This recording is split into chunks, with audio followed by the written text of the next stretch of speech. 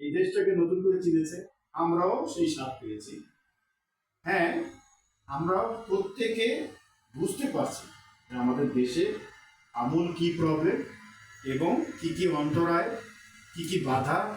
ঠিক সেম এখন যদি আমরা এই বাধাগুলো উপড়াতে পারি, তাহলেই কিন্তু আমাদের বিনিয়োগ বান্ধব একটা পরিবেশ চলে আসে। আমি এই প্রেক্ষাপটে কয়েকটা কথা বলবো। নাম্বার ওয়ান, আমরা যে সমস্যাগুলো চিহ্নিত করেছিলাম সেগুলোকে যদি আমরা ঠিক করতে পারি, যান।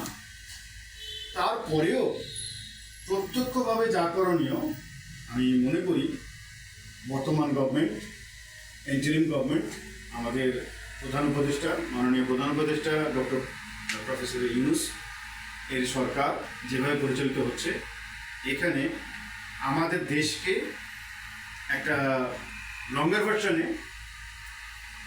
গুড গভর্নেন্স তৈরি করার জন্য আমূল সংস্কারের প্রয়োজন আছে। যেটার কথা উঠছে, যেমন সংবিধান সংশোধন করা, সেই অনুযায়ী পার্লামেন্টারি চলা, সেই অনুযায়ী লেজিসলেটিভ ডিপার্টমেন্টকে তৈরি করা, সেই অনুযায়ী সরকারের যতগুলো বডি আছে প্রত্যেকটা বডিকে আলাদা আলাদা নতুন করে ফরম্যাটে নিয়ে আসা। এবং প্রত্যেকের আমাদের দেশের সবচেয়ে বড় সমস্যা হচ্ছে এইগুলাই, যে যে প্রতিষ্ঠান চালাচ্ছে সে তার জব ডিসিশন জানে না। গভর্নমেন্ট থেকে সেই জব ডিসিশনটা তৈরি করে দেওয়া হয় না, এবং সেটা দেওয়া। তারপর দেখেন আপনি সরকারি যে সংস্থাগুলো, যে বডিগুলো রয়েছে, যেমন দুদক বলেন, নির্বাচন কমিশন বলেন, পুলিশ বলেন, তারপরে আরও কিছু এই ধরনের প্রতিষ্ঠান রয়েছে। ইন্ডিভিজুয়াল যেমন বিচার বিভাগ, আমার বলা হয় যে আমাদের দেশে বিচার বিভাগ স্বাধীন, কিন্তু দেখা যায় যে যখনই পলিটিক্যাল গভর্নমেন্ট আসে তখন আর এটা স্বাধীন থাকে না। এই যে স্বাধীন থাকে না তার কিছু কারণ আছে, সেগুলোকে একেবারে রেডি করে দেওয়া, এটা কিন্তু এখন ইন্টারিম গভর্নমেন্ট পারবে।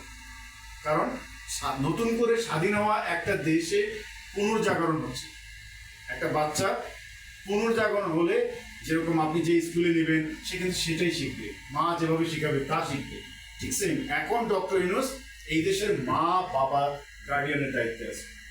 সো এই দেশটাকে তিনি এখন যদি সংস্কার করে দিতে পারেন, তাহলে এই দেশ আবার নতুন করে ফরম্যাট হবে। লাইক একটা হার্ড ডিস্ক, আপনি উইন্ডোজ ফেলে দিবেন, আগে ফরম্যাট করতে হবে, পুরনো ডাটাবেস ফেলে দিয়ে এটাকে ফাঁকা করতে হবে, দেন আবার উইন্ডোজ ঢালতে হবে, দেন আপনার ল্যাপটপটা ওপেন হবে, রাইট? সেম জিনিস বাংলাদেশকে যদি এখন আপনি এই সংস্কারের আদলে নিয়ে আসেন, তাহলে নতুন করে ফরম্যাট হবে। সেই ফরম্যাট অনুযায়ী প্রত্যেকটা বিভাগ, প্রত্যেকটা প্রতিষ্ঠান চলবে। এটা যদি না করতে পারি, আর নতুন করে বাংলাদেশকে স্বাধীন করা যাবে না, এবং এই জাতিকে আবার স্বাধীনতা এনে দিলে আবার সেম কাজ করবে। সো এটা একটা ইতিহাস, গভর্নমেন্টের বর্তমান ইন্টারিম গভর্নমেন্ট বাংলাদেশের জন্য এটা একটা ইতিহাস, যে এই দেশে নতুন করে স্বাধীনতা পাওয়ার একটা সরকার কিছুই করতে পারলো না যদি সে ব্যর্থ হয়। এখন আসেন, এই ব্যর্থতার দায় কাদের? যে ডক্টর ইউনূস ব্যর্থ হলে কখন হবে, কেন হবে? ডক্টর ইউনূস ব্যর্থ হবে তখনই যখন আমাদের দেশ, আমরা সরকারকে সহযোগিতা করব না। যদি আমরা সহযোগিতা না করি তাহলে সে ব্যর্থ হবে, এই গভর্নমেন্ট ব্যর্থ হবে। পলিটিক্যাল সিচুয়েশন থেকে যারা বিএনপি বলেন, অন্যান্য দল বলেন, তারা যদি অসহযোগিতা করে তাহলে এই সমস্যা হবে। তারপরে আসেন আদার যেসব ডিপার্টমেন্ট আছে তারা যদি সহযোগিতা না করে তাহলে হবে। দ্যাট মিনস আমরা বলবো যে বিনিয়োগ সহায়ক পরিবেশ সৃষ্টি করতে হলে সরকারকে সহযোগিতা করতে হবে, নতুন করে সংস্কার করতে হবে। এক। এবার আসেন দুই, ইয়েস, আমাদের দেশে যদি বিনিয়োগ সহায়ক পরিবেশ থাকতে হয় তাহলে ব্যাংকিং কিছু পলিসি নতুন করে নেওয়ার প্রয়োজন আছে। এসএমই সেক্টর, তাকে আপনি এখন পর্যন্ত নিয়ম হচ্ছে তাকে লোন দিচ্ছেন।